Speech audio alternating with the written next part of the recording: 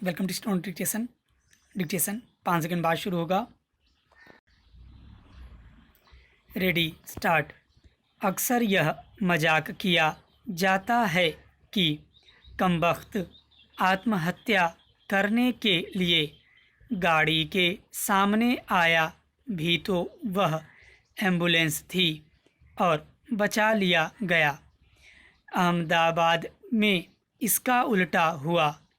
वहाँ 8 कोरोना रोगियों की इसलिए मौत हो गई कि जिस अस्पताल में दाखिल थे वहाँ आग लगने पर बचाने वाला कोई नहीं था।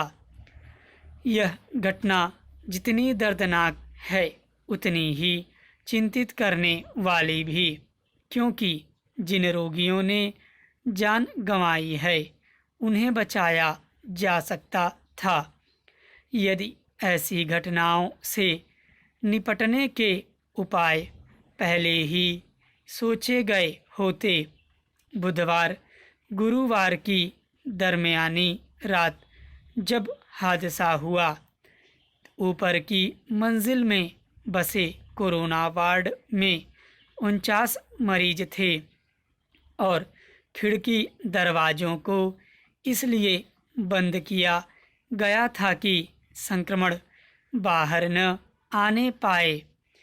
अस्पताल में मौजूद एक वार्ड बॉय ने आग बुझाने की कोशिश की भी तो पीपीई किट में आग लग गई और उसे भागना पड़ा।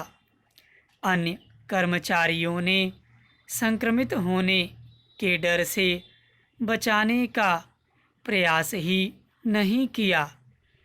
बाद में जब फायर ब्रिगेड के कर्मचारी आए तो उन्होंने आग पर काबू पाया। बाद में सभी 35 फायर कर्मियों को क्वारंटीन होना पड़ा क्योंकि संक्रमित होने का खतरा था। सभी मौतें दम घुटने से हुई। इससे जाहिर है कि यदि समय पर मदद मिलती तो 8 परिवारों को उस दर्द से नहीं गुजरना पड़ता जिसकी उन्होंने कभी कल्पना भी नहीं की होगी।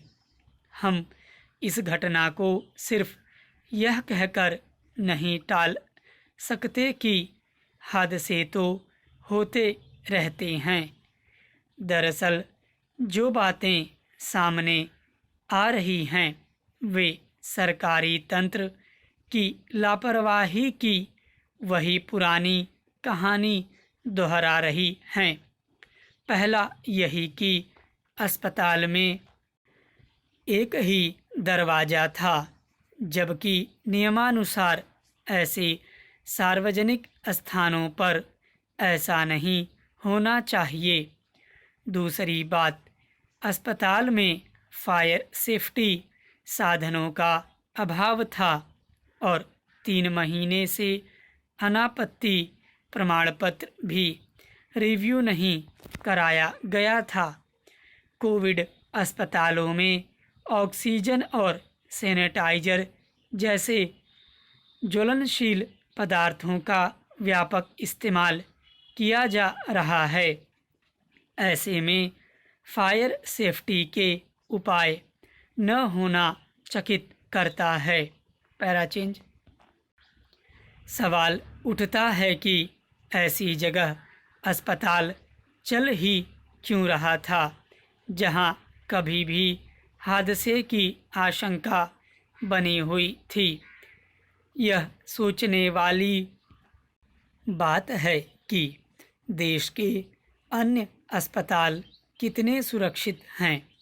अकेले अहमदाबाद के 2100 अस्पतालों में फायर सेफ्टी के उचित साधन नहीं हैं।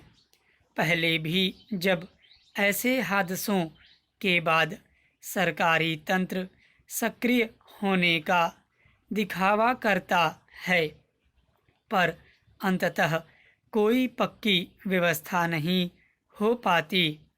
अहमदाबाद हादसे के शिकार लोगों को मुआवजा देकर क्षतिपूर्ति के प्रयास भले ही किए जाएं, पर सरकारें यदि मृतकों के प्रति वाकई संवेदनशील हैं तो उन्हें तंत्र की लापरवाहियों को खत्म करने की सख्ती दिखानी होगी।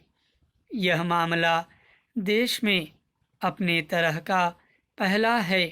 अब कोरोना को ध्यान में रखकर हमें फायर कर्मियों के लिए भी विशेष किट की व्यवस्था करनी होगी।